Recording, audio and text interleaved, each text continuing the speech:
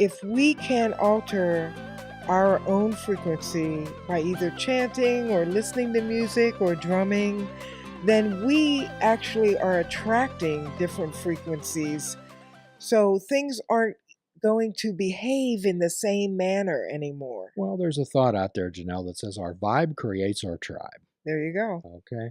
So, however, what it involves is these are wonderful words that we're talking about. However, to be able to translate those words into action and effort, that's what needs to happen. So sometimes, and many of you out there have heard me tell this story many times, but maybe some of you who tuned in, this is your first time.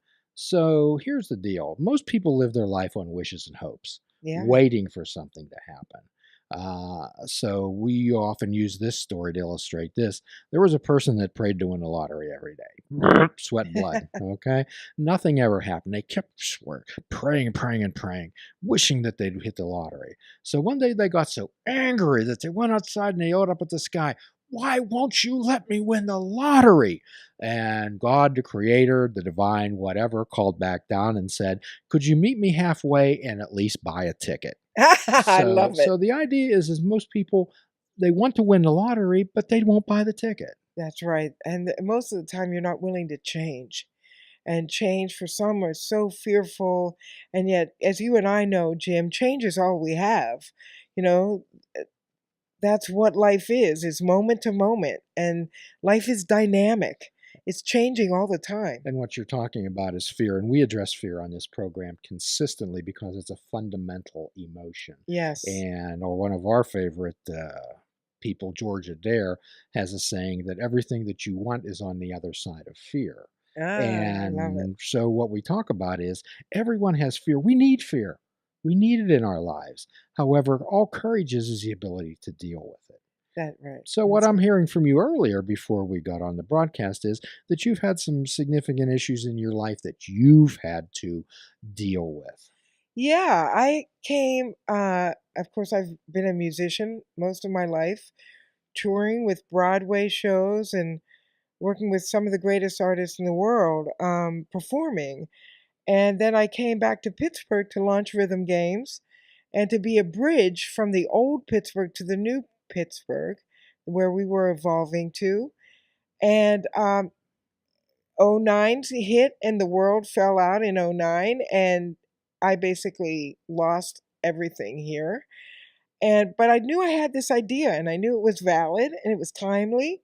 And so I just rolled up my sleeves and kept doing it. Eventually I bumped into you. Eventually I bumped into a few other agencies. And so I've been evolving that way. Of course, prior to that, I also was performing and doing a lot with electronic. As I said, I built Mickey Hart's electronic rig. These two direction changes, I had no idea at the time, although it was led by passion, my own passion, I had no idea at the time that it was setting me up for a bridge I was soon to cross in my own health. When um, when a lot of things fell down and my business suffered, my health suffered, which is usually the case. Stress will break a system, will eventually break the systems in our body, which are meant to be working and cohesive and full of life. But stress can really be that break.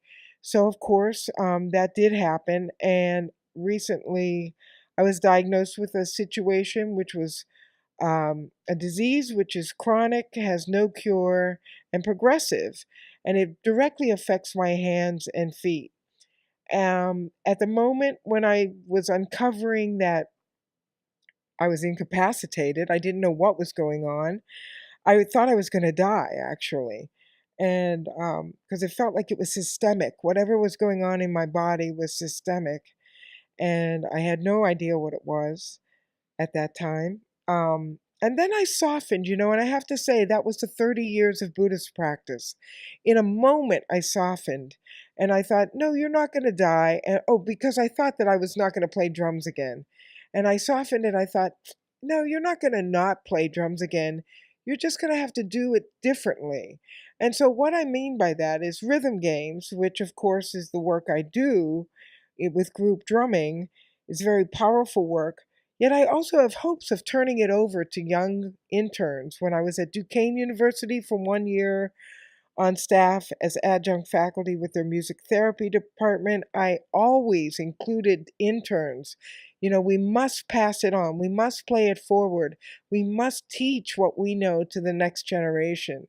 And I still have hopes that that will catch on and younger people will stand up and start to do more of this work and take over this work. And then the other thing that happened was exactly my electronic work. I do play an instrument called the Zen drum. I was gifted this beautiful Zen drum by the company. It's a very light touch. You can imagine it's Zen like to play. And so I am now recording a sample library of all of my own very unique percussion sounds, from udu drums to cajones and drum sets, of course, and cymbals, and making my own sound library, not just for sale, but for me to play, and turning my whole rig over to uh, another unique voice of mine, the Zen drum. That sounds fascinating. So when we get faced with a life difficulty, we can have two choices. Yeah, well again, it's go with the flow is the primary thing. And like I said, because of my Buddhist practice and because of my drumming practice every day, I have learned that. I have absorbed it to the point that I now realize that I just do it. I am it. I am that, you know. I am that. I can roll with the changes and keep going and evolve and evolve. Yeah, I might get down a day or two, but Of I'm going to pick course. myself up. Of course. And again, that is critical skills I think that we need to be teaching young people, as well as meditation. I'm a big advocate for Well, that. one of the things that this world unfortunately tries to impose upon people is that they shouldn't experience any type of discomfort at all, ever. If you have some type of a discomfort, then you should take a pill, or you should do this, or you should do that.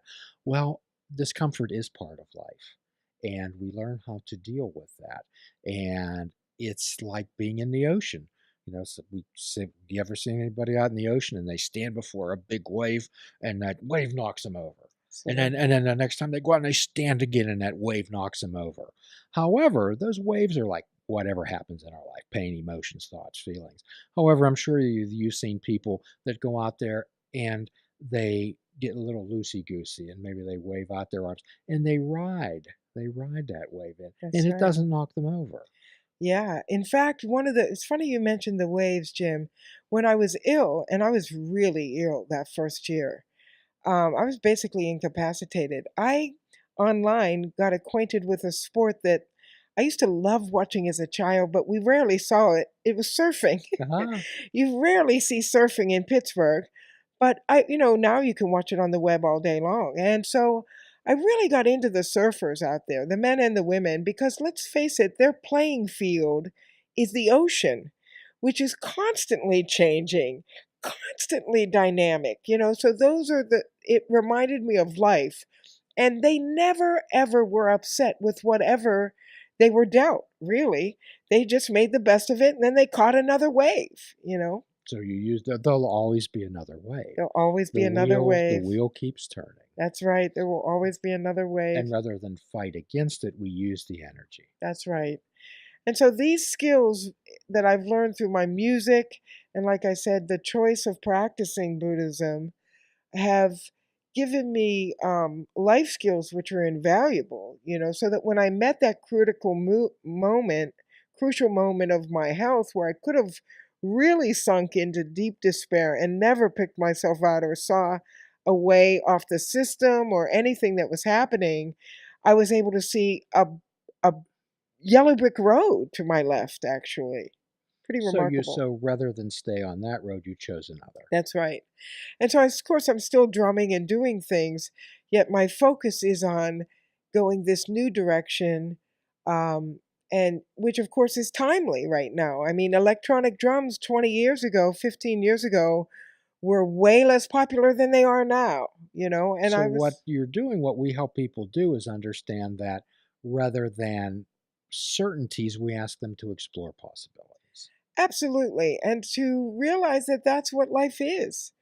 is that moment to moment dynamic changes. They're happening all the time. And get on your surfboard. I'm a big fan of the surfing culture. And I surely hope that this leads into me doing some drumming with them someday because they helped me save my life and my mind. I really appreciate it. Well, actually, a while ago, I don't know how long ago, was we actually did a podcast on called Surfs Up Yeah. and surfing through Oh, that's so great. Well, Mike's got a ton of great hashtags to use for this life. episode. I hope it reaches a whole lot of people because what you're doing is so So if great. someone would want to reach you, how could that be done, Janelle? A number of ways. I am up on the web. I am on Facebook, Janelle Burdell, Rhythm Games. I am also known as Udu Girl, and we'll introduce the Udu drum a little later. But yeah, Twitter, Instagram, Facebook, I'm around. It's easy to find me. Cool. So we'll put those links up on our site, Thanks. and perhaps we could, perhaps tonight or at some future point, have you do a little exhibition of the Udu drum. Maybe you can explain it a little bit, and we could put that video up on the site too, so people could click that link in through the magic of the internet. That's so great. I do have some solo Udu music up too at Udu Girl, and it's funny the reaction. I put 3 different types of pieces up. One, it's been pulled down a lot from modern dance. Dancers have been using it as a warm up. There's another a song called Triple Trance, which I love, which um, is really great for meditation.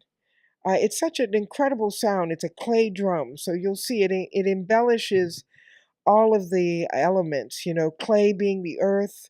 It has a water-like sound. Um, what am I saying? Clay being the earth, the water-like sound. Air actually controls the pitch of the drum because there's 2 holes in it. And then I like to say, we bring the fire. That's really cool. So you bring the energy and you make it That's all right. happen. That's cool. It's how we Janelle, interact with life that is important.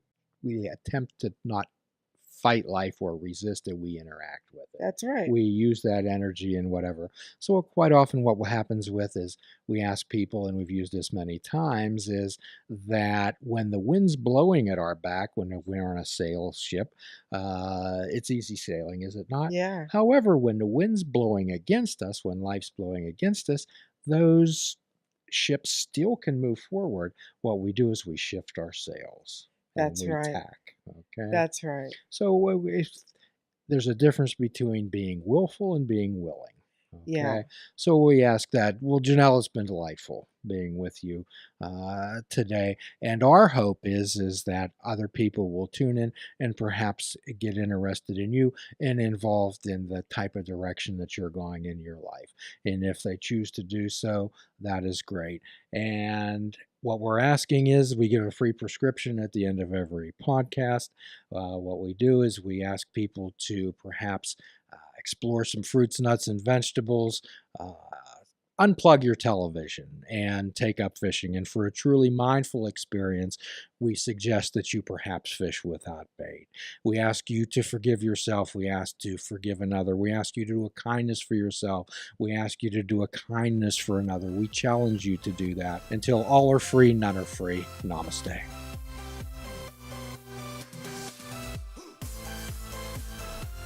Please check out our website at fishingwithoutbait.com, where you can listen to the show, comment on our discussions, and find out where you can subscribe to our podcast.